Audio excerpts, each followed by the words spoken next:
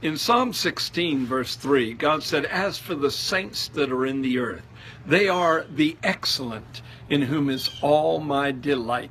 Think of that God singles out a certain group of people and says, "I am so delighted to be in a relationship with them." And he identifies those persons as saints that are in the earth.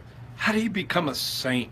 I was raised in a denomination where you had to be canonized as a saint, and it usually happened many years after you died, when your life was inspected by a number of authorities in the church, and it was considered that you were one of those elite persons that reached a high degree of piety to such a manner that you were qualified to be called a saint. That's not biblical, though. The Bible includes every child of God as a saint. And it means, number one, that you've been cleansed from the defilement of sin. Number two, that you are holy, that you have been made holy by God and accepted in his presence. And number three, that you are consecrated to the purpose of God. Now, it's one thing to bear the name saint as a title and yet not walk in it, and it's another thing to actually manifest the reality of that calling. It's like the difference between an acorn and an oak tree.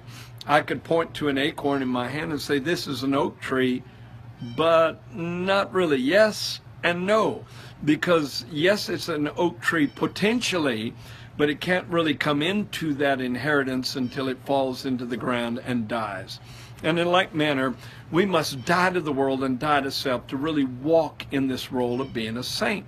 And listen to Psalm 16, verse 3 again. God said, "As for the saints that are in the earth, these are the excellent, in whom is all my delight." God refers to you as the excellent. The excellent, those who excel the normal, those who surpass the ordinary, those who go beyond what is usually expected.